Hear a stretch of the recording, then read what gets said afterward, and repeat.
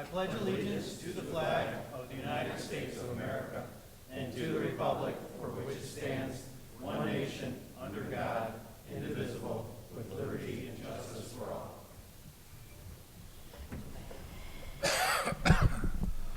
All righty, thanks and welcome. Donna, you here to do roll call for us?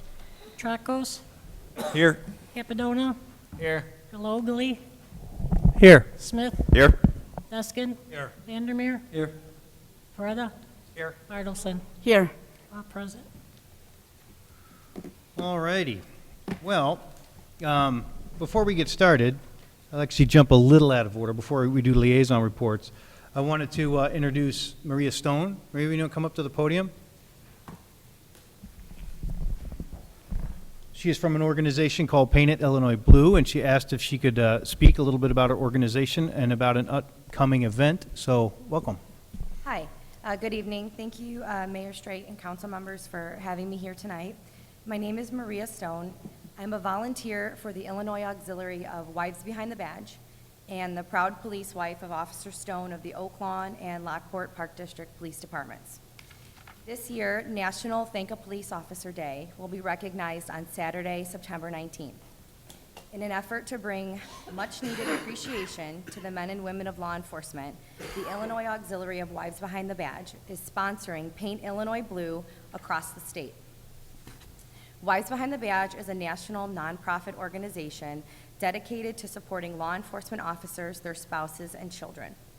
As the wife of a police officer, I am proud of the work my husband does and honored to be a part of this organization.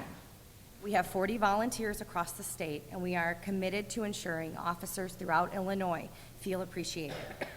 And we are proud to be the driving force behind the Paint Illinois Blue campaign. As of today, in 2015, 87 law enforcement officers have died in the line of duty. Law enforcement officers and their families endure many sacrifices and deal with incredible stressors every day with no end in sight. Now more than ever, our officers and their families need the support of their communities. In honor of National Thank a Police Officer Day, we are asking communities like Lockport across Illinois to help paint Illinois blue on September 19th. We ask that residents of the community leaders such as yourselves, and businesses display something blue to show support for law enforcement and the tremendous sacrifice officers and their families make on a daily basis. Items can include blue bows, shining a blue light, or placing a supportive message on a business message board. Wives Behind the Badge would love to see photos of your blue support for our public Facebook page, and they can be submitted to our media liaison at Kelly, KELLEY.media@wivesbehindthebadge.org. As a police wife, Lockport resident, and volunteer, I hope that I can count on you to support this event and the men and women of law enforcement. Lockport is home to many law enforcement families that serve communities all across the Chicago suburbs. As our community's leaders, I ask that you please share the information about Paint Illinois Blue and National Thank a Police Officer Day with local businesses and residents and encourage them to display their support. Officers face the threat of violence and danger every day. They routinely put their lives on the line to defend ours, and the price of that bravery cannot be measured. The dedication of our law enforcement officers warrants more than praise, and one important way to make policing safer and more effective is to continue enhancing the relations and trust between law enforcement and the neighborhoods that they serve. Each day, the brave men and women of law enforcement put on their badge, kiss their families goodbye, and head out to serve and protect the community, knowing they may not come home. Our officers deserve to know their communities support them, and your participation is greatly appreciated. Thank you. Well, hey, before you leave, Maria, can you say that address one more time? Was it Kelly? Sure. Well, we have a website. You can find us at wisebehindthebadge.org. But if Okay. you want to submit photos of, your blue items or your, things that you've put up for the Thank a Police Officer Day, it's KELLEY.media@wisebehindthebadge.org. Okay, .org. Okay, got it. Well, thank you so much for coming out here, and I know it's short notice for this weekend, but, people there's like 3 or 4 people that watch this, so I think, no, seriously, but no, I appreciate it, and we all have heard it, and we can do our part as well. So thank you. I mean, more than ever today, it's just this bizarre wave of that's seemingly a pushback against law enforcement these days, and so more than ever, it's important for us to show our appreciation. So thank you for coming out here today. Thank you for having me.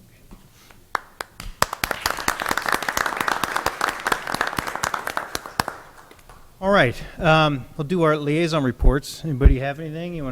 Anybody want to chime in if they have something? Make sure you tell what your liaison is. I do. I have 2 things. Just to piggyback on what she just said, today I'm the liaison to the police department safety liaison. So this afternoon at about 4 o'clock, there was a presentation to the police department by Victoria Crossing East and Victoria Crossing West. This was organized by a few people, Jerry Ward, Kathy Tucker, Nancy Stroud, Nancy Smith, Jamie Esposito, and children were also helped fill bags of goodies for every police officer. And I just want to read what are on the bag. Every police officer got 1 lifesaver to remind them of the many times they've been one. They received a 1-star burst for the burst of energy that they need, a payday candy bar since they're not doing it for the money, a Hershey's Kiss to show our love for you, a piece of gum to help everyone stick together, a Tootsie Roll because you have to roll the punches, peppermint patty to help officers to keep their cool, a Snickers bar to help them keep their humor, and a Mounds bar for the mounds of courage you show. It says, from the bottom of our hearts, thank you for all you do to keep us safe, your friends from Victoria Crossing Neighborhood, West and East. And also presented was a basket to our police dog, Sitco, by Michaela and Parker and her brother Parker Smith. And Michaela made a nice card, a police car on the inside, and it says, Michaela and Parker said, thank you for protecting our town and keeping us safe. Love, Michaela and Parker Smith. So that was really nice that what they did. And there are some bananas and some peanuts and some, but no donuts. No donuts. And the other thing we had last Friday, the Joint Herald News had sponsored a Hometown Heroes nominations, and this is their inaugural year they did that. And we had Officer Debbie Schenk, one of our police officers here in town, who was honored for her work with Special Olympics. She has an older brother who's a special needs person, and she's been involved in the Special Olympics ever since she could crawl. And Debbie does a lot of wonderful things here in town. She's involved in absolutely every volunteer thing that anybody can be involved with here in town, and she's raising 3 kids. So I commend her for the honor she received. That's all I have. Thanks, Darren. I'd actually like to piggyback on that. 2 things, actually. Also, Victoria Crossing, I mean, this was really a grassroots thing that they came up with on Facebook. I drove through the other day. I know they started putting up blue ribbons. I haven't been over there in a couple of days, and it sounds like a lot more have gone out. So they did provide these gift bags to the police, which is wonderful, but they are also doing the blue ribbons and supporting it blue. And so, like I said, a couple days ago it looked pretty good, but it sounds like there's even a lot more out now. So kind of a cool effort. If it's in a couple of days, it would be hard to get the whole town that way, but they really came together and put together a really nice effort for the police. And then just a comment on Officer Schenk. I mean, I didn't even know she did Special Olympics, but everything I show up to, she's there. Whether it's Lockport Love event at Sizzles, anything you do. There was when I go to the car seat thing where they were making sure car seats were safe for people. Officer Schenk just is everywhere, and so she really, I know that this was related to her work with Special Olympics, but she's a phenomenal resource to our town, and I know she volunteers her time extremely generously, so she deserved to be commended. Very good. And speaking of Officer Schenk, she does have trivia night for Special Olympics. I've been attending her trivia nights for the past few years, and I do have my team available, so if anyone wants to challenge my team, you're more than welcome. Debbie Shank will be sending out flyers very shortly. It's on October 10th at the American Legion. So since I'm already talking, I'll give you a quick liaison report. I'm involved with marketing the city, and it's kind of ironic. I was talking to Irene Smith before the meeting started. Last Friday, I came across a comedy group, and they have their own theater, and they do their routine in their own theater, but they also come out to various locations. So it sparked an idea. I could utilize a group like that, or maybe the comedy that you recently saw, Irene, and we could utilize that to market the city and say, hey, come to the city of Lockport, maybe a location downtown Lockport or another venue within the city. So it's just starting. I'll be talking to Ben about it this coming Friday at our conference, and it's just an idea that we just started. So that's my liaison report. Good, thanks, Bob. Anybody else have anything today? I just want to add that we have signed a contract with Jody Mariano with Tesca Associates, so that we can get started. She's going to help us with the helping us with the beautification of Lockport, as well as coordinate the special signs that Ben and Pam have been working on, so that we're all uniform in every corridor coming into the Lockport area. So so things will start moving along. Okay, very good. All right. Anyone else? Okay. One thing is an announcement. I know the council saw a memo the other day on the haunt. I want to give an update on it. They were working very hard, the haunted house, to be open this October. I thought it was a very aggressive schedule, but, we tried to support them as best we could to see that happen. They just felt that they would be about 3 weeks behind getting it open by October 8th, and they didn't want to start off on a wrong foot. So they've already put $1.8 million into the project. It's certainly going to happen. But they plan on doing this in 2016. In the meantime, the paintball park will honor its obligation to pay for the $1 per person who come in there for the paintball park for the rest of this year, I think beginning in September, but then, no, are you doing starting this year or all next year? We'll start September 1st this year and go Okay. through September 1st next year for the paintball. Okay, And Tom drafted a side agreement just to make sure we lock that up, that they'll sign off on that. okay, So we will collect a $1 head tax per person, estimated about 12,000 people to go to the paintball park to get it started. so we'll start collecting our dollar fee per person. But if any of you have been out there, have any of you guys taken a ride down there yet? I mean, it's a pretty amazing structure. And it's very impressive. Quite frankly, I'd rather see them do it right and get off on the right foot. I mean, it's an incredible amount of detail work. So I think they made the right decision, but just an update on where they're at with it, so. Next thing is the liquor license. Tom, you want to talk about this a little bit? Mr. Mayor, members of the City Council, we were approached by Frank DeGrassi, the owner of the Mama Vanessa's restaurant on State Street, regarding a special event that's related to our Sister Cities program. It's going to be held on Tuesday, October 27th, and it's a Italian dinner, of course, that has a wine pairing component. It's a fixed price event, and included in that would be various flights of wine that would be complimentary to the meal that's being served that night. The provider, the distributor of the wine, would like to be able to have Frank sell bottles of wine for, if people like the wine, to take home. The liquor license assigned to restaurants permits on-premise consumption only, not off-premise, where you can buy it and take it home with you. What we've been asked to do is to allow this particular event, since it's related to our Sister Cities program with Asiago Italy and the Asiago menu that was provided as part of the council packet, to allow basically as a test run to see how this would work and have it supervised by the city. And if it is successful and it's something that this restaurant and other restaurants may be interested in doing in the future, Then we would bring rules and regulations back to you for formal review and approval. So there'd be some regulation as far as these types of events. So I think what we're asking this evening is for you to authorize the mayor to allow the one-time opportunity for this event to move forward with the potential for sale.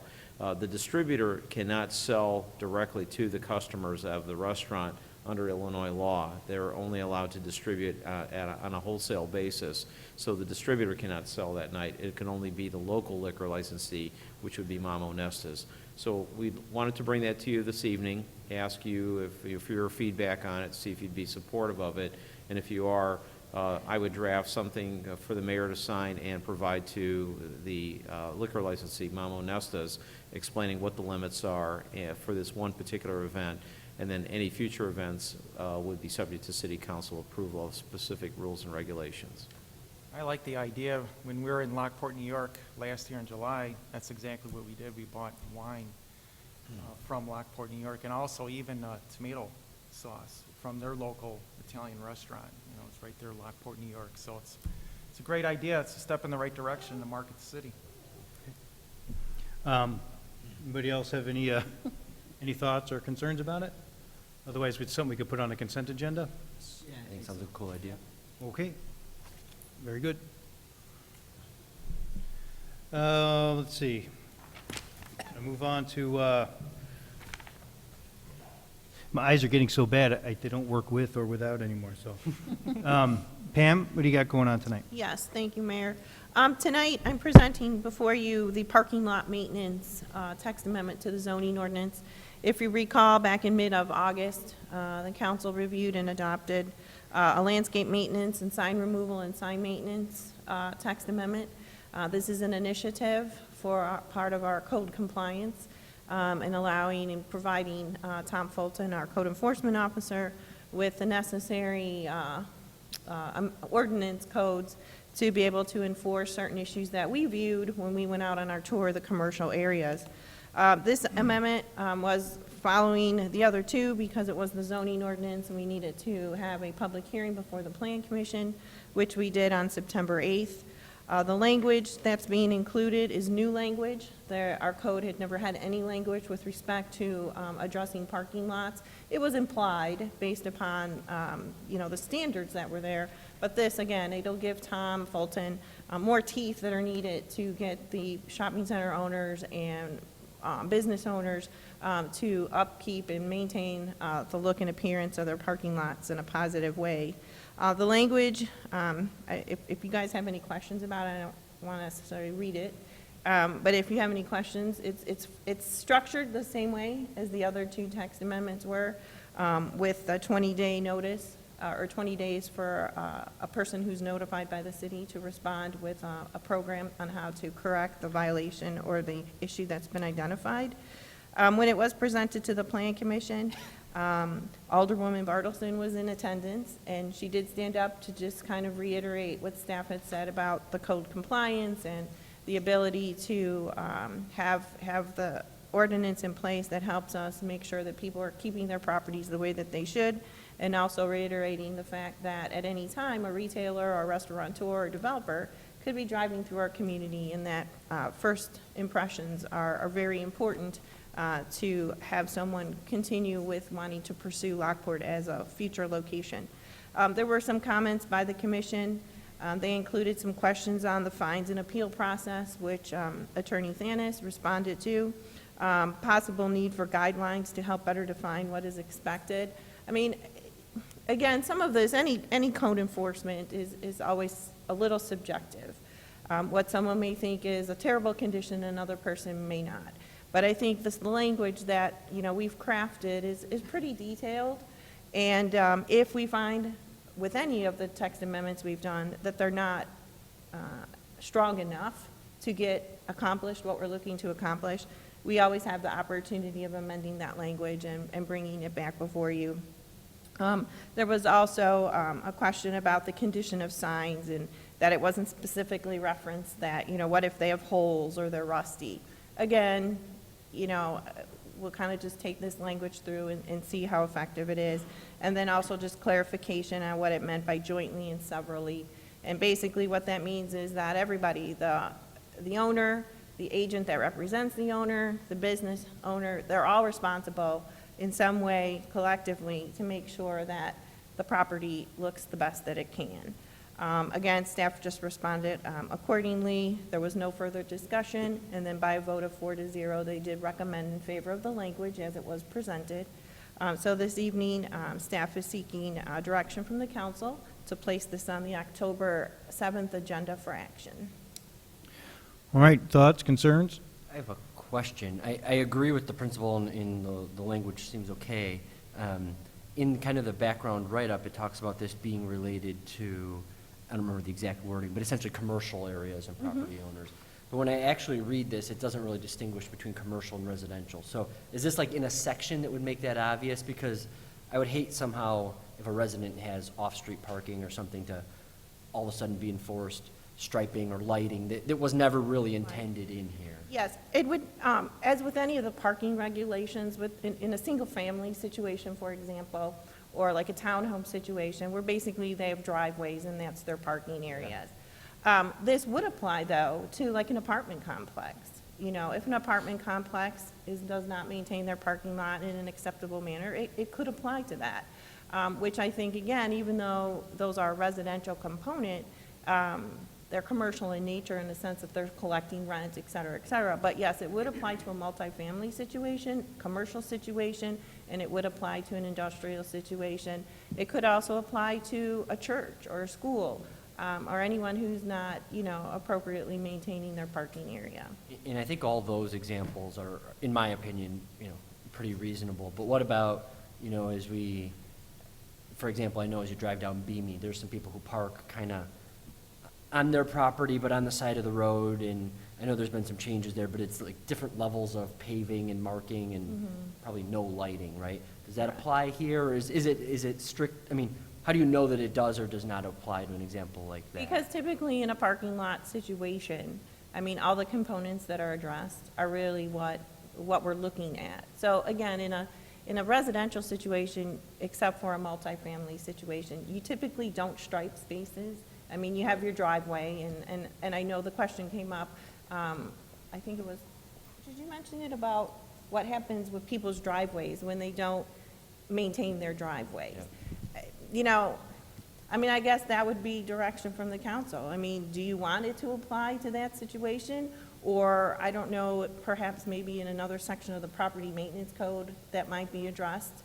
I mean, this is the zoning ordinance. We do still have the property maintenance code that addresses some things as well. I think we were talking also about drafting a letter for residential so that it'll apply for those residential properties, okay? That perhaps residents are actually parking extra cars instead of in their driveway, perhaps on their lawns or on, you know, part lawn, part street.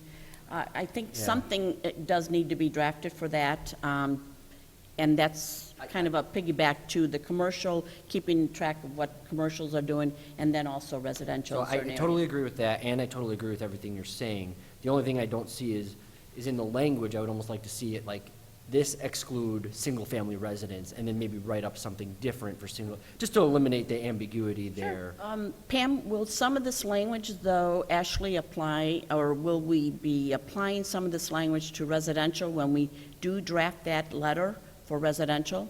Have we drafted the letter? Well, I don't know that a letter has been drafted yet. I know we've talked about it. I'm just wondering if some of this language will be going into the letter for residential, or will that be totally different? No, I mean, the only residential I see that could perhaps receive this would be in a multifamily situation, where or an apartment complex kind of situation where there's an actual parking lot that is tied to that particular use. I would guess that the residential letter, which would be sent to single-family, townhome type, where there's just like the driveway, not necessarily a parking lot situation, their letter will probably read a little differently than the commercial letter would read. To me, I like the direction that the city's going, and I appreciate that these are all kind of in the same series of language and everything. it covers, it's not telling somebody who's residential that they need to have a light or have handicap signage. It's covering every aspect of it, and we're, as a city, we're just setting a minimum bar and just saying, it's only for the nuisances, the things that really pop out as we're trying to market the city. So we're saying, if you do have a parking area and it is, you know, somebody does complain about it and it is a nuisance, we have something that we can at least talk to the owner about. I mean, it should be more of a message to the entire city saying, we're trying to upgrade our image, the entire city's image. Everyone should do their part, from their lawn, from their driveway, all the way out to the commercial areas, not just the retailers and stuff. So it's everybody's driveway, it's their homes, it's their landscaping. So if it's a separate letter or not, it does, to me, I think you're covering the whole base, everything that could be there. Because somebody on a residential may have a light. I know some people have put, they found some street light and it's up on their garage somewhere and it's just sitting there blaring at everybody. So it's just trying to exclude what residents will do or what they won't. I will verify in the property maintenance code with Tom Fulton, whether driveways in particular in a single-family situation, if they're addressed at all, and then I'll report back to you on October 7th. And I'm not opposed to having something in single-family residential. I just want to be clear everything you're saying is what I agree, but it's not exactly how I read it when I was trying to read through the wording. Well, if there is language in the property maintenance code, then I think we're covered on all avenues. If it's not, then I can try to come up with some, maybe maintenance for, non-residential and maintenance for residential. You could have that in there. Okay. Any other thoughts, comments? Is this something that you want to see on the committee of the whole again after language has been changed? As long as, I don't think anybody's asking for the direction to be totally changed. I was just looking for a little bit of clarity, so. Okay. I'm totally fine proceeding with it as is. Okay. All right. So then we can put this on the consent agenda unless, you guys feel comfortable with that then? Okay.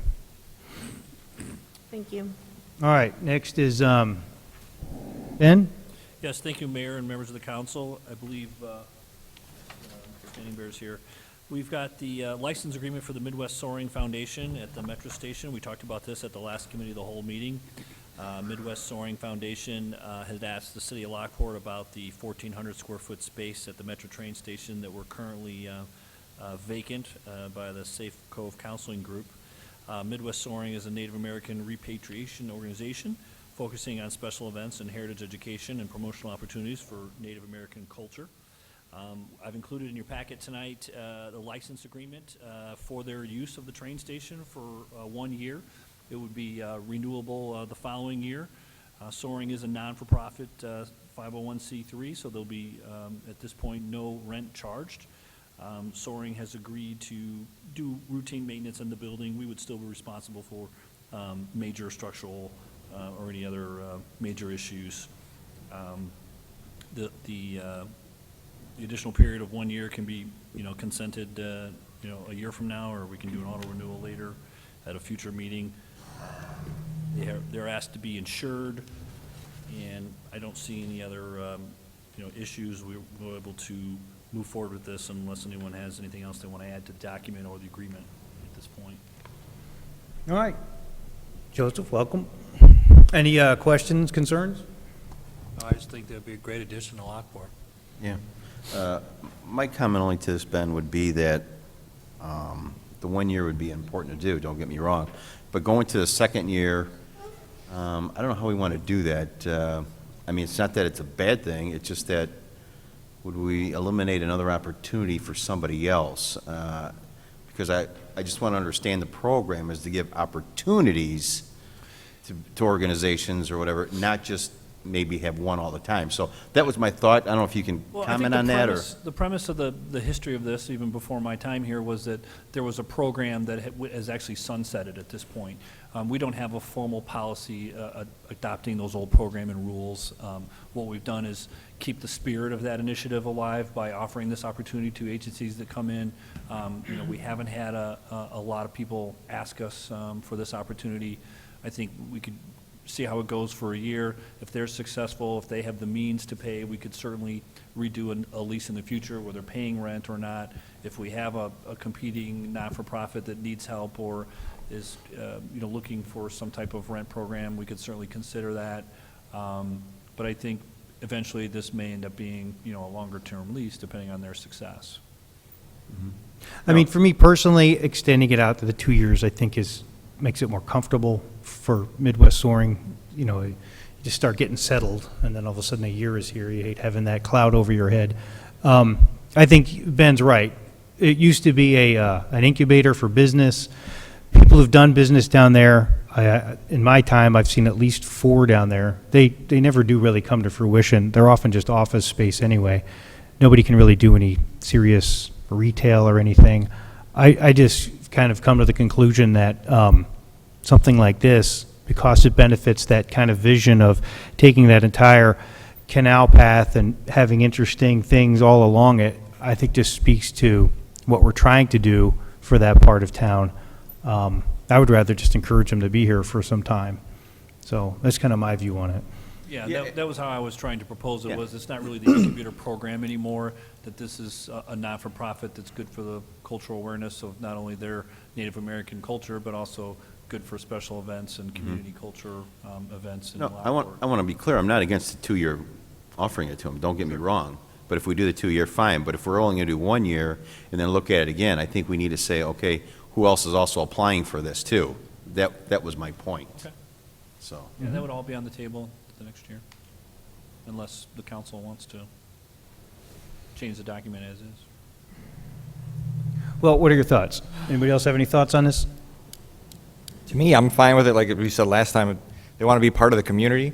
Yep. I think a lot of this would be when we go back and look at it and say, how much have they been part of the community? Have they interacted with the community? Have they offered services to the community? Have they been part of Canal Days? It's, instead of them just having shut doors and that's a place for them to put a door, their desk, Yeah. that they're actually open doors and being an active part of the community is, I think, a big thing in my mind of if we renew and where that contract goes. So, Okay. And correct me if I'm wrong, right now it's for a year? Right now, this is a 1-year lease agreement with an option for a second year. Okay. And our option comes after the first year we talk about it, Yeah, correct?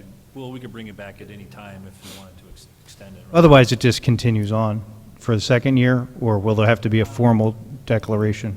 We would probably bring something back. I mean, it wouldn't just automatically renew, right, Tom? Mr. Mayor, members of the council, I wrote it so there would be a 1-year term with the opportunity for the occupants to ask for an additional year, but it would be up to the city council whether you would grant that additional year. Considering there's no consideration or no rent being paid, I thought if there were another use, not that this is obviously a very good use, but if there were another use that came along that had some priority, it would give the city council an opportunity to look at that other use. Okay. All right. Well, I'm looking forward to a nice, long relationship, but I understand. At this point, the lease is also, the document is silent about utilities. The city does cover basic lights and heat. We do that for the entire building anyway. It's a system that's all interconnected, so to charge one half rent and not the other half, we would either have to increase our rent on the other tenant, or, so for right now, it's all included. That's something that could be up for debate in the future as well. Okay. All right. Well, then I'm good with it as it is. Anybody else have anything else? All right, so we can put this on the consent agenda for approval? Okay. Very good. Okay, thank you. All right. What else we got? Chief, you taking this one? Okay. Mayor, council members, the police department is bringing forward resolution number 15076 for the purchase of a new 2016 Ford F-250 medium-duty pickup truck for our code enforcement officer, replacing a seized vehicle, which was a 2002 Chevy 1500. We did receive three bids from 3 different vendors, the state contract, Curry Motors, and Greenway Ford was the lowest bid at $24,931. We'll be spending, if approved, we'd be spending previously budgeted federal asset forfeiture funds. And I'd be happy to take any questions. Anything? Everybody comfortable with this? the 2002 pickup, going to keep that? We actually plan to keep that this year to get one more year out of the plowing so we don't, we don't want to use the new pickup truck and break it in with all that salt. So we want to keep it one more year, or one more winter, because we wouldn't get this vehicle anyway till probably midway through the winter, the new vehicle. So we didn't want to put it in service this winter. Okay. Could I If just this- ask, I'm sorry. Could I just ask, how is it determined when, a vehicle such as the code enforcement vehicle, is it according to miles or, No, this expense? vehicle's rusted out. The It's ru- vehicle's is rusted it? out. Okay. It's not a good representation of the city. Okay, got it, okay. Just to answer that, Joanne, the city does have a program where the fleet vehicles are rotated out every so often based on years of service and mileage and condition. Some of these other vehicles, code enforcement isn't necessarily what we'd call a fleet vehicle, it's not a police car. So those are kind of taken on a case-by-case basis, and Rusty keeps us kind of informed and gives us reports on the conditions of all the vehicles. Okay. All right, is everyone good with this on a consent? Yes. All right, we'll put it there. Amy, what do you got?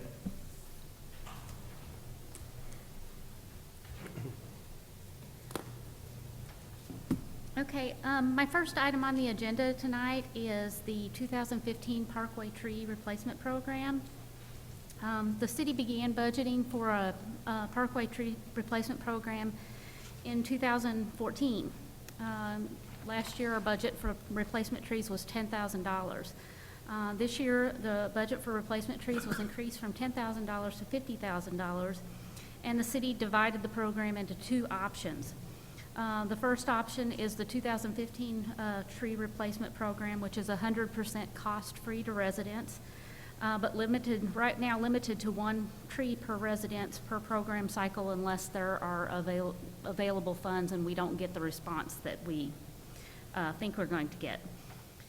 The program is currently underway, but only residents who had previously submitted requests for tree replacement were notified of the selection process and the program details.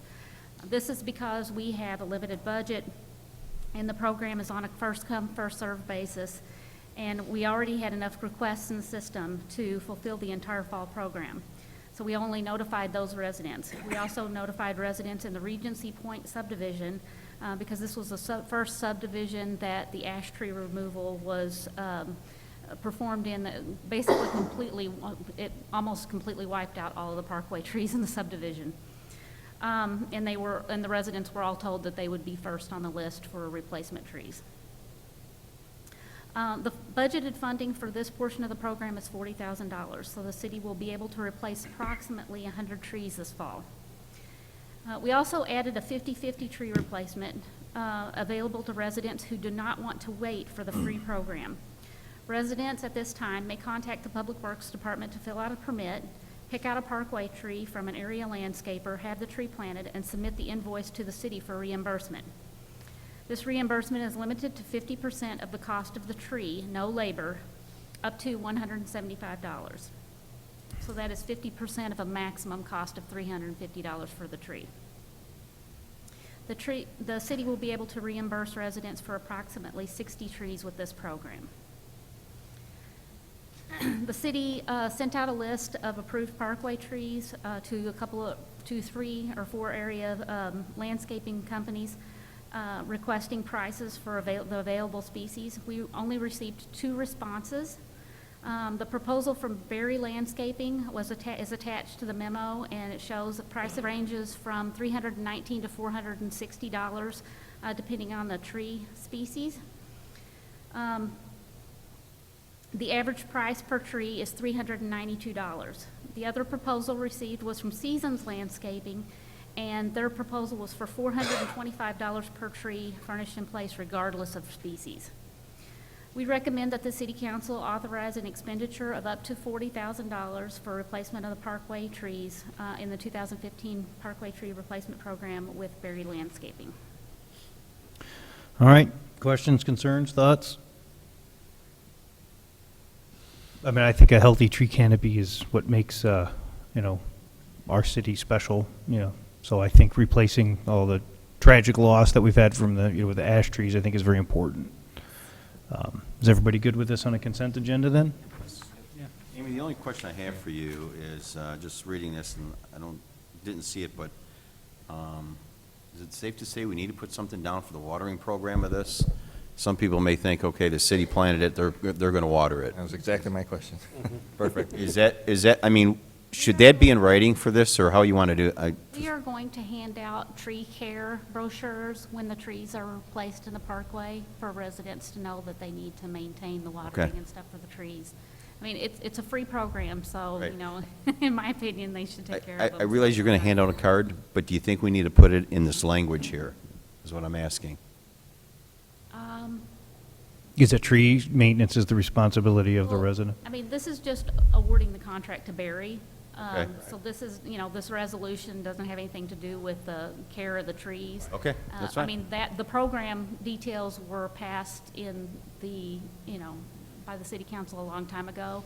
Okay. You know, we've got plenty of time to bring something, if you want something in, like ordinance-wise, in writing, you know, we can bring I'm just something. asking to help us later on to answer the questions, is what I'm asking. So if it's written down somewhere, we have some verbiage that's written down, and there it is, We can- versus we could, you know, What we kind can of do tweak is it. we can amend the policy language on the website where I have posted the forms and the program details.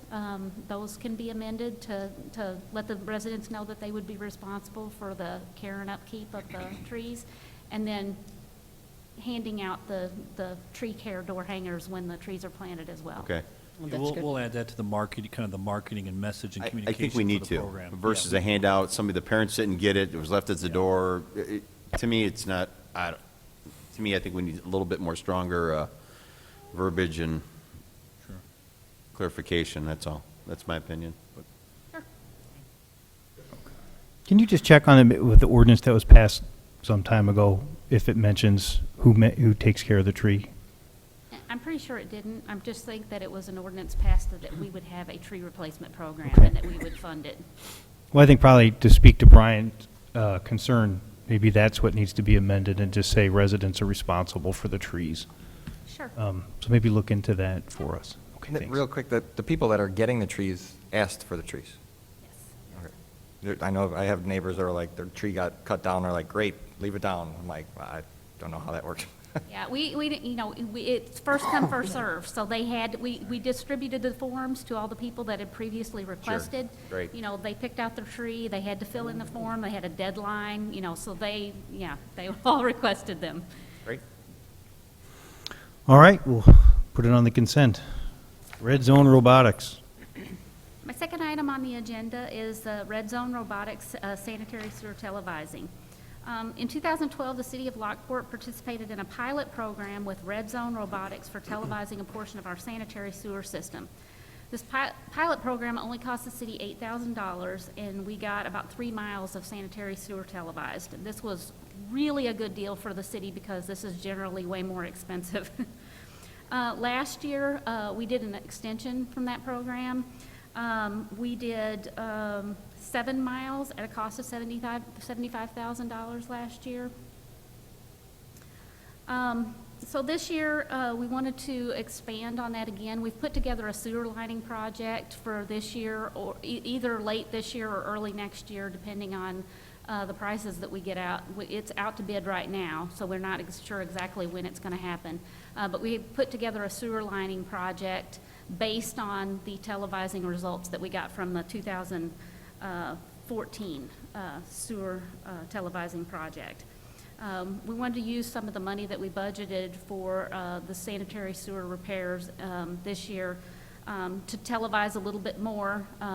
We're televising areas that are going to be included in the CIP over the next couple of years, as well as a line that, a large diameter line that leads to the Briggs Street lift station, because we did the Briggs Street lift station flow monitoring this year, and the results came back that, you know, we have some infiltration that we need to find out where it's coming from. So Joe Finley and I discussed it and decided that the large diameter line that goes from the east end of town to the Briggs Street lift station would be the best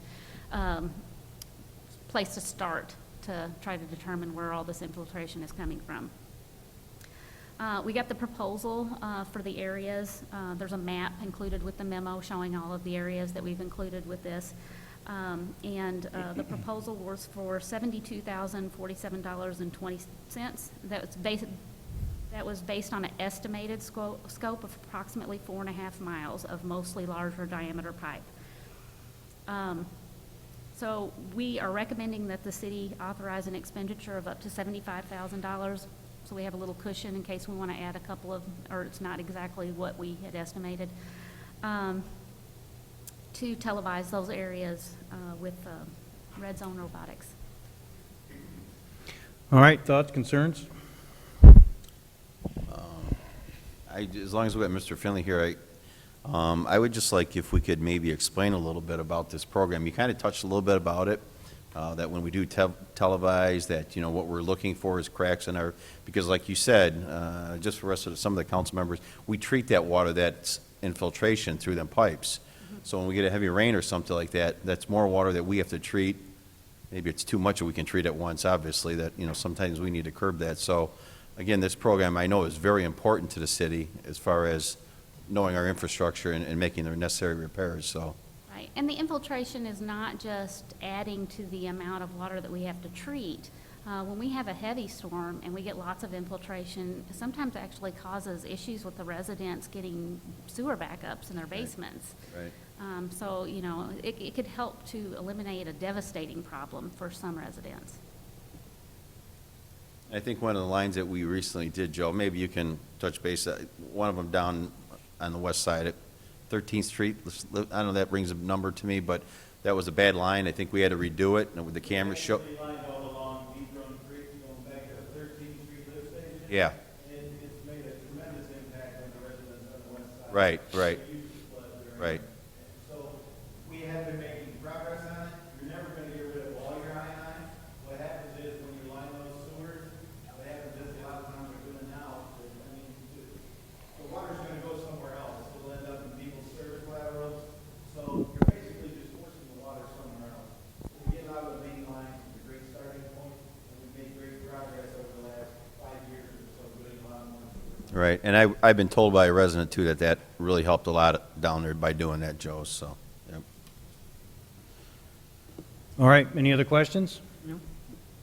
Should make sure you put it on LCTV. It's very exciting television. Yeah. Just don't get mixed up with Joe's colonoscopy. Sorry, man. All right. All right, sounds good. So we good with the consent agenda? Yes. All right, thanks. All right, Joe, you gonna talk about salt? Already? Thank you, Mayor. I'm looking for approval of the attached IDOT resolution to appropriate the sum of $222,000 from the city's allotment of motor fuel tax funds. Municipalities must initiate an MFT project by passing an ordinance or resolution establishing the scope of a project and appropriating MFT funds for the project. This year, the city has 3,000 tons of salt available for the 2015-2016 season at a purchase price of $55.38 a ton through CMS, which is through the state bid, the Illinois Department of Central Management Services. We have to purchase a minimum of 80% of that salt, and we can purchase up to 120% of that at that price of $55.38 per ton. It's only up a couple dollars from last year, so at minimum, we'd have to purchase 2,400 tons. We could go up to 3,600 tons. Hopefully, the winter's not that bad, and we don't have to go outside the contract for other salt. But Well, what's your feeling, Joe? Is this, I remember there was a little bit of a salt shortage with communities a couple years ago. Do you feel the number that we're going to get in are you comfortable with it? Even last year, we had 3,700 tons budgeted, so we did go 120% over that, so we had 740 tons more than 3,700 tons. We have two full salt domes right now, and with the 3,000 tons available, or if we go to 20% over this year, we have plenty of salt available. And that's actually a great price also. A lot of surrounding towns don't want to go to the state bid because they don't want to commit to that 80%. We've always committed to do the 80%. I'd rather be safe than sorry during the winter. Okay. Or pay $200 a ton for salt. Okay. That definitely happens. We have communities calling us in the wintertime wanting to buy tons of salt, and we just, you know, we don't want to put ourselves in that For the position. right price. For the right price, yes. Are we getting this salt from Chicago, Morton, or from the Morton? That's Yeah, good. they're closing down. Yeah, no, not there. We're not getting it from them, okay. No. All right. That was my question. Hey, just as an aside, sorry. First off, are we good with the consent agenda then? Yes. The beet juice. I mean, are those things, I mean, I know we talked a little bit about one day this offhanded. Are those things less destructive for the roads? I know it's more expensive, but have you done any research to decide, like, in the future, should we go to some different kind of way of, you know? Those are things that we have looked into. Again, we'd have to make adjustments to our equipment. We'd have to budget going forward, and there's different things that we'd have to do to the equipment. We have looked into beet juice. I know Joliet uses beet juice. The state right now, the EPA is hot on chlorides. So actually, they're going to impose on your MPDS permits and your MS4, which is your stormwater permits, point source locations where you can't be over 500 milligrams per liter in chloride. I actually, on our NPDS permit, I tested at both treatment plants, and on our influent, we were like 125, and our effluent, we were below 100.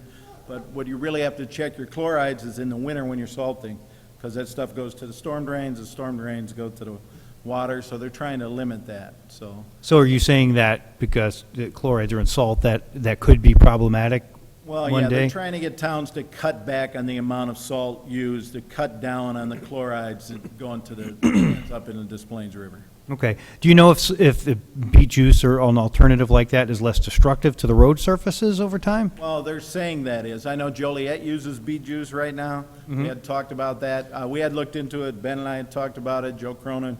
We did look into that, and some of the adjustments we would have to make, we'd have to address through the budget process. Yeah, okay. Everything I've heard is, it's just because it's a natural juice, it just doesn't freeze at certain temperatures, so it helps the roads stay unfrozen, and then it washes away, and it's just beet juice. But it is, like what Joe's saying, is that there's different trucks to spread the beet Right. juice the way they need it. It's not just a regular salt, so, and then storing it and filling up the trucks. Okay. Again, that goes back to, they're talking about pre-wetting roads and things like that also. I mean, and sometimes, I guess, you know, they'd want you to go out and pre-wet during the day, during a regular 8 hours or whatever, and pre-wet the roads. Well, if you're pre-wet and then you don't get the snow, you waste all that material. So there's give and take to everything there, but, All right. I mean, it's definitely something to look into. And I only ask because I know there's equipment costs, but is it a long-term gain if you don't have to replace the roads as often? I We can guess. get prices and quote it out and see what it'll be going forward and talk about it during the budget process. I guess I'd only want to do that if I felt like if there was enough research that said it keeps the health of your roads much longer. Actually, the seminar I went to, the EPA said there's no correlation to the salt usage, to not using enough salt and accidents in the winter. Well, I'd beg to differ with that, but that's what the EPA said, so. We've done an internal analysis several times on that. When I first came here, it was one of the first things I sat down with Joe Cronin about, and the amount you can stretch the use of, because even when you use beet juice, it's actually combined with the salt material, so you're not just going away from one material to the other, but it gets added to the salt.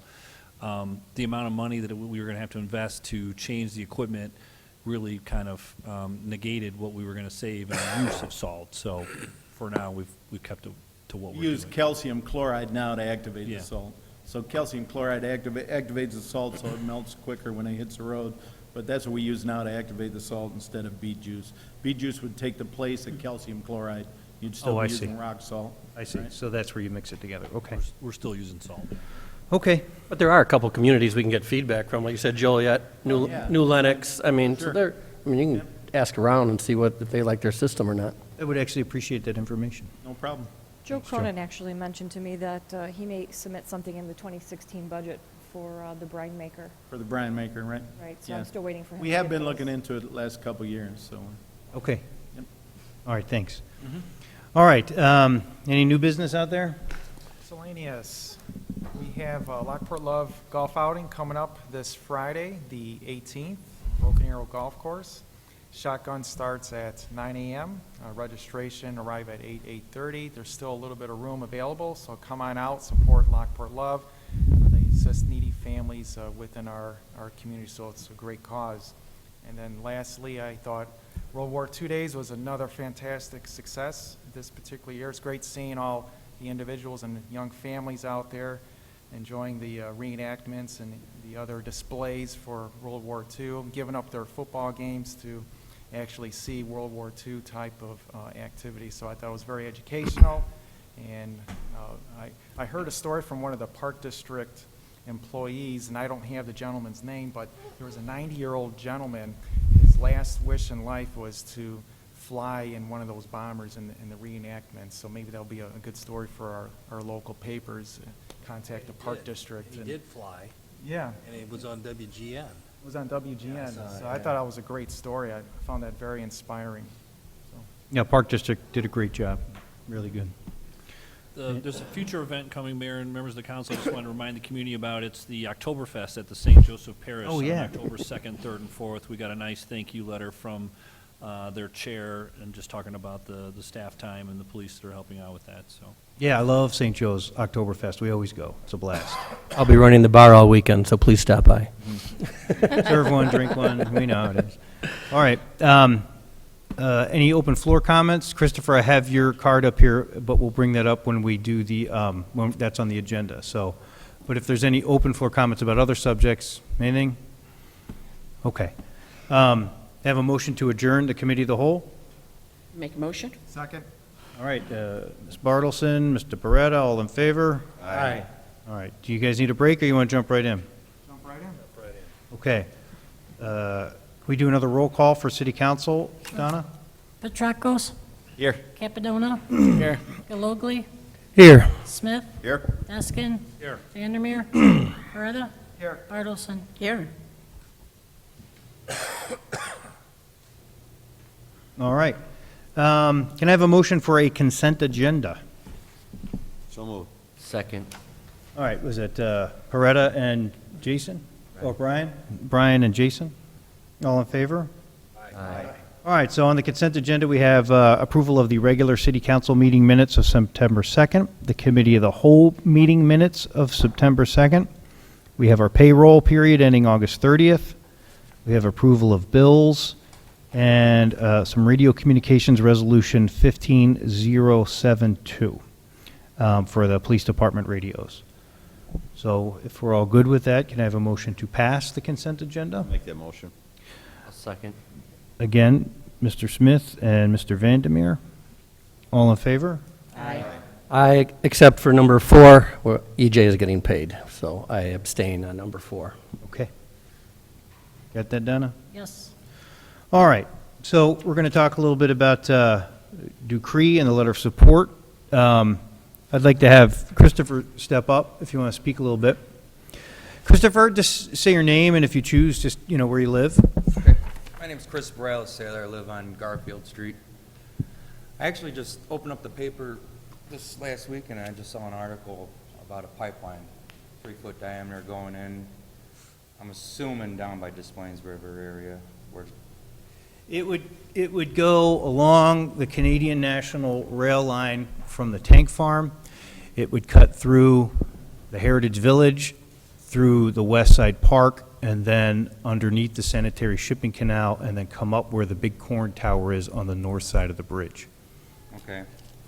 I guess I have some concerns about that.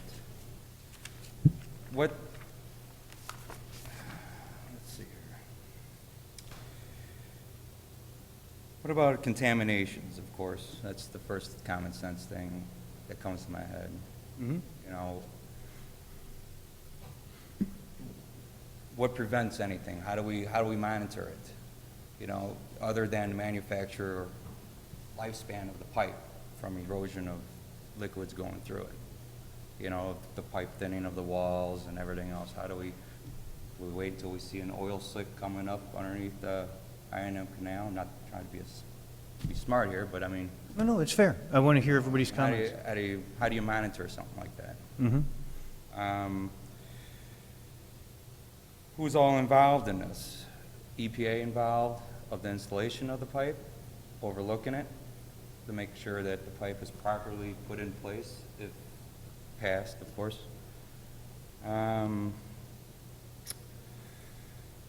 What other pipes are around that area right now?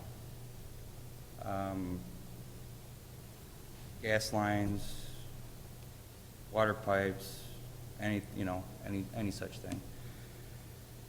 Any studies done of the soil, of the existing soil for existing contaminants, that if this liquid was to leak through the pipe, would have a chemical reaction with any other contaminants and cause whatever reaction, a dangerous reaction, chemical reaction. And I did caught a clips of the whole thing about, in exchange, we're going to do a noise reduction through the city of the train traffic. I guess my question is how many people are affected by the train traffic noise? Would we get a study of that, or do you know that offhand, maybe a couple hundred downtown?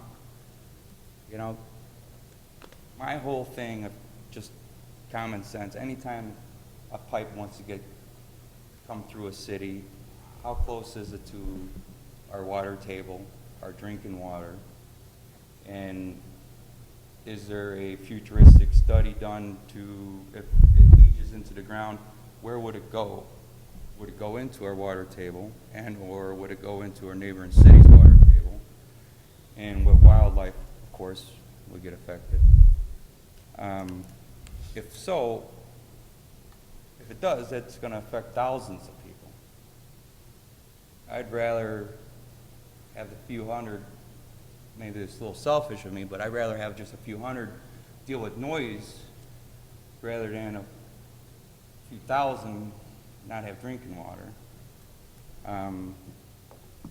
In response to that is, when you buy a house, you look at your surroundings. You see what's there. You know what you're buying. You know what you're getting into. Common sense, there's a railroad right there. It's going to be loud. They choose it. They chose to live there. I understand they have complaints, but if this draws up any other concerns of contaminants in any of our drinking water or soil or any of that stuff, then some funny or, no, all right. You know what I'm saying? Yep, That's they are my all fair comment. questions, Christopher, and it's not for me to convince you of them, it's for Decree to convince us. So these questions I have written down: spills, EPA oversight, installation, adjacent piping, other contaminants nearby that could cause problems if there's a leak. Would a leak affect our water table? These are questions I shall pass on to Decree, and as they come here to present to us, these are questions that we will expect them to answer. Good deal. And when are you expecting them to come here? Well, not until, I've told them not to come to us until they get agreements from everybody else. So I didn't want to have this discussion until they got agreements from property owners that they're going through their yards, from the Army Corps of Engineers, from other municipalities. So right now they're going through that process. The last process here is the Army Corps of Engineers. So far they've gotten okays from everybody. The Army Corps of Engineers is the last group. That's what this letter here tonight is about, that we talked about last week. We're basically telling the Army Corps of Engineers, yeah, we'll listen to Decree's proposal, and so go ahead and Army Corps, do your thing. Right. And then once they've looked and asked their questions and had their open comment time, and if you want to send your comments to the Army Corps of Engineer, you talked to, we had a piece of paper here last week. It's still open comment time. Who can get that for him? I believe it's on our website. Yeah, it's on the web. You can still go to our website and find a link. If you have trouble with it, just call, when you guys give him a number to the city before he goes, make sure you call us and we'll get you a link so you can formally put your comments to the Army Corps of Engineers. It's, the cityoflockport.net. It's on the first thing that popped up when I opened it, just opened up, it's right there. It is a, come on. public notice application for permit, proposed action proposal for construction of new 1.5 mile long, 30-inch diameter crude. You can review the full proposal is on the website. It's a public notice application for the Army Corps of Engineers. The public notice is, and you have until tomorrow. It's been up for Yeah. a number of weeks now. but- September I understand. I 17th. mean, Okay. This is like the last thing I caught. I didn't even know that it was going on. No, it's okay. But you, if you want to send comments to the Army Corps of Engineer, tomorrow is the deadline, and all the information is there on the website here, and you will be able to send a letter, I would send exactly your comments. comments to the Army Corps of Engineer. So if I may chime in, just one point of clarification, the U.S. Corps of Engineers process, part of this hearing is to hear from the other federal agencies. So the U.S. Fish and Wildlife and some of those questions you asked about impacts to the environment, those agencies will be chiming in this hearing process as well. Okay. So, and then. And I'm sorry, I didn't catch, when was the hearing process, or when was it? This month, it's been from August 26th till September 17th. Okay, and then. So tomorrow's the last day. When would the next one be? I know you said you're gonna wait till they come to you. When is that to get announced to let us know? that- The U.S. Corps of Engineers process will probably take 60 to 90 days.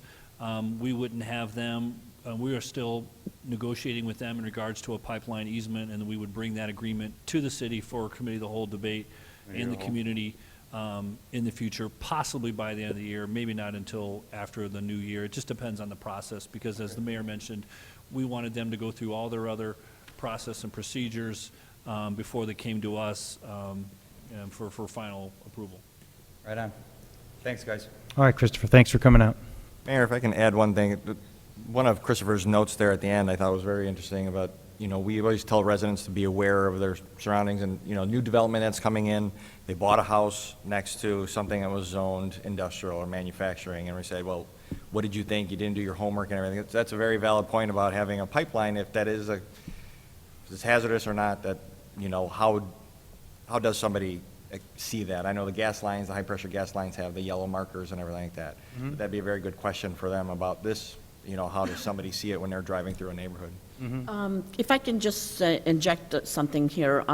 So your question was, how would someone who's buying a home near pipelines not Chris was knowing? saying. So what happens is, there is a disclosure that the seller has to fill out at the time that they go to sell their property and list their property. There is questions in there about buried tanks and things like that. So they should be disclosing that, because it is something that could affect that buyer from purchasing that home for whatever reason. So there are disclosures that should be put in place. I think my whole point was the whole thing about trading off for the noise pollution. Yeah, no, I get it. Because people, they bought the house to buy a train track, it's gonna be noisy. Well, I'll tell you this. I get more calls from people about the train noise than anything else. And it's not so much that, hey, you bought next to a railroad track. It's the train traffic has increased so much over the last 10 years that when they've moved in, and Sandy doesn't want this pipeline, but she's back here. She could testify to how bad the trains have become. She's one of the people that call me all the time. You got to do something about these trains, Mayor. But it's increased very much. Rail traffic in this nation has taken a huge leap, and so I do feel for the west side on this noise issue. It's not what it was when they moved in there. I mean, yeah, part of my heart feels for it, but I'm just being realistic, Mhm. Look at, if something was possibly to happen. Yeah. And it contaminates water. Sure. We're talking 30,000 people in Lockport. Yeah. We're talking I mean, that- Romeoville. Just so you know, the pipeline runs, the pipeline runs right down here now. I mean, there's, yeah, they're not tapping into a new well that they're going to dig down to the center of the earth. Why not throw another one in there? It's an increase of 1.7 miles. And listen, Christopher, like I said, man, Dupree has to convince us. They have to convince us that this double-walled, high-pressure line for low-pressure oil is going to be adequate. They have to convince us that they have adequate cleanup on site. They have to convince us. Yes, all the monitoring things. I mean, I know you have to go underneath the river and everything, but Mhm. what about above ground so you can monitor the pipe itself, so it's visible, so you can see? We've talked about that as well when Decree came through. They don't do over the top of the canal crossings anymore for oil lines. It's just not something that is allowed anymore, so that was one of the reasons. I don't even drink the city water right now, you know, and Look, your questions are valid, Christopher. Your questions are valid. So these are things that Decree has to convince us. All right. So Ben, why don't you do your memo on this? Thank you, Mayor. It was just for your information, basically attaching the letter that I received consent from you at the last meeting to send. Just wanted to make just a clarification that it was really more, even though the agenda said letter of support, it was really more, if you read the letter, it's really a letter of acknowledgement that we are aware of the project and we are in negotiations with them, and that we really were just in favor of the process continuing, that we weren't necessarily in favor of the overall project. All right. Then, Amy, you're back on again.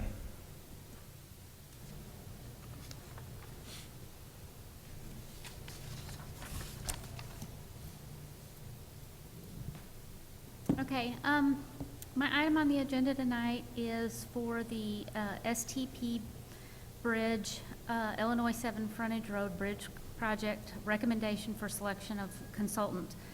If you'll recall, earlier this year, we received STP Bridge funds for the replacement or the replacement of the superstructure of the Illinois 7 Frontage Road Bridge, and that's the long bridge that goes down to the MWRD power plant, just underneath the high-level bridge.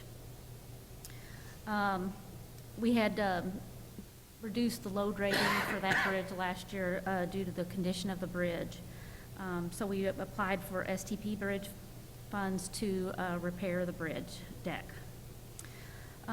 We came to the city council earlier this year to let you know about the RFQ process that was required by the federal funding.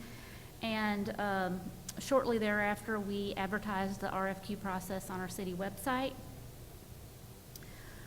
to all area engineering firms who are interested in putting together a statement of qualifications for the project. We received 6 proposals, which were all extremely competitive. And we, because of the few amount of proposals that we received, we decided that we would interview all 6 candidates. After the interview process was over with, Ben and I both decided that Baxter and Woodman was the most qualified, and chose to move forward with them on this project. So we got the draft Phase 1 engineering proposal from them and sent it to the state of Illinois, and the state of Illinois has already reviewed and approved it. We were originally approved for $200,000 for the Phase 1 engineering cost. The proposal from Baxter and Woodman was for $185,906.47. The city's portion of this cost is 20%, or $37,181.30. We recommend that the city enter into an agreement with Baxter and Woodman for a cost of $185,906.47, and that we also pass a resolution saying that we will fund the city's local portion. All right, can I have a motion to approve Resolution 15074? I'll make that motion. Second. JR, seconded by Mr. Deskin. Any discussion? Mayor, if I could just do a quick elaboration. Amy and I sat through the interviews with all 6 companies. They were all very qualified. Baxter and Woodman had also been awarded the 2nd Street Bridge last year, and so things have been progressing well on that. We were very comfortable with them. Part of the reason their budget request was a little less than we anticipated was that Baxter had come to us with a couple creative ideas on the reuse of some of the steel and some real cost-saving, value-added services, and that was one of the other reasons we decided to select them. Okay. All right, then. All in favor? Oh, let's do a roll call, sorry. Petracos? Yes. Capadona? Yes. Galagli? Yes. Smith, Yes. Deskin, Yes. Vandermeer, Yes. Beretta, Yes. Bartolson. Yes. 8 ayes. All righty. Big Joe. Thank you, Mayor.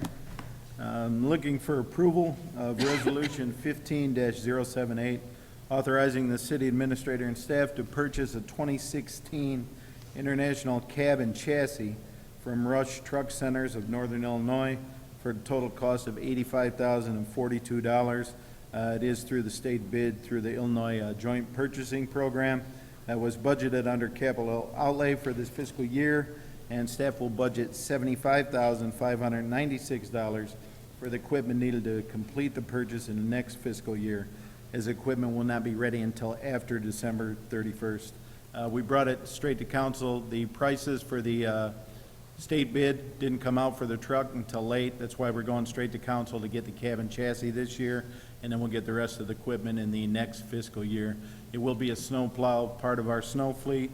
It'll replace truck number 123, which we're not getting rid of, but we'll use that for, to haul spoil for main breaks, gravel, things of that nature. All right, can I have a motion to approve Resolution 15078? Make a motion? Joanne? Second it. Seconded by Chris Capadona. Can I have a roll call vote, please? Can I, Oh, question? I'm sorry. Forgive me. So- Yes. So as I'm kind of reading this, we're buying the cab and chassis this year for approximately $10,000, and then all the equipment. For 80, for the cab and chassis is $85,042.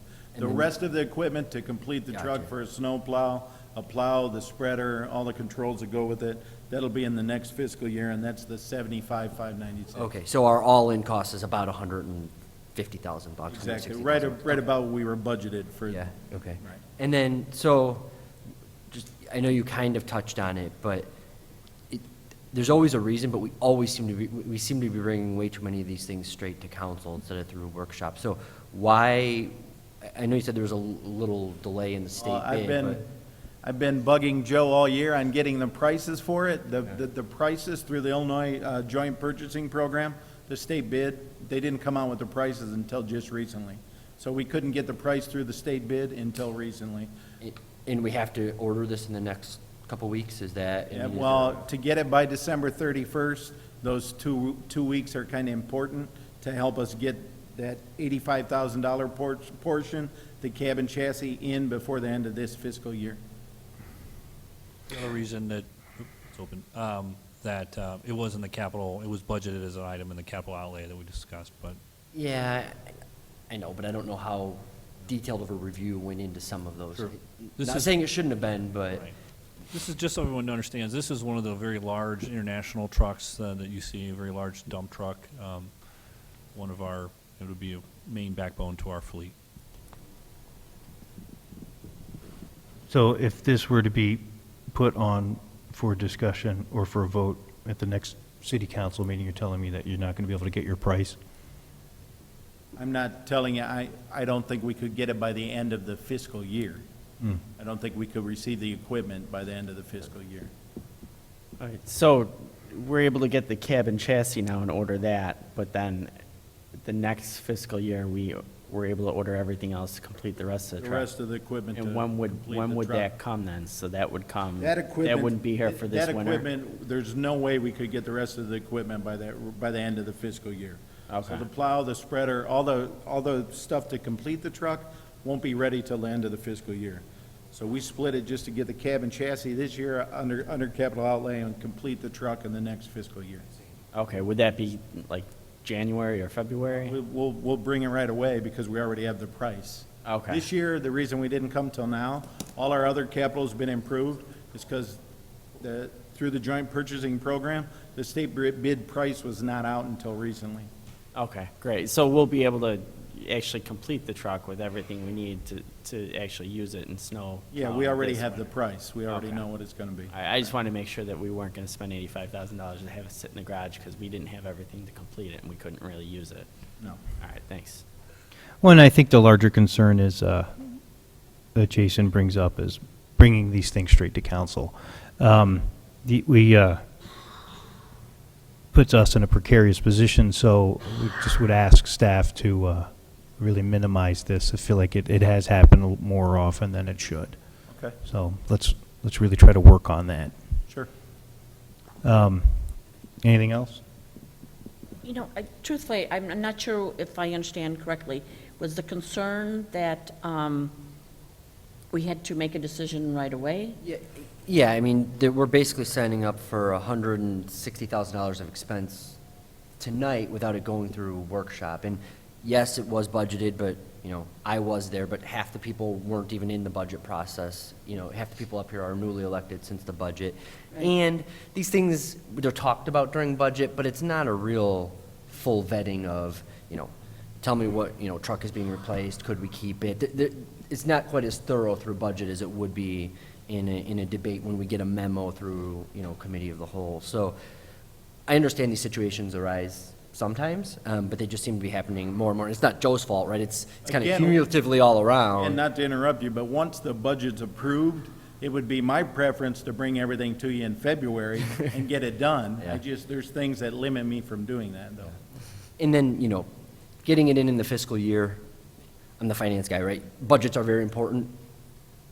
Could it roll out to a next year? I don't know if that's the end of the world either, so, but that's just my opinion. I mean, if you want to talk about it, and that's fine with me, if you want to go ahead and do that. We'll just have to deal with finance if we don't get the equipment before the end of the year, that's all. We'll just have to make sure we budget for it for next year.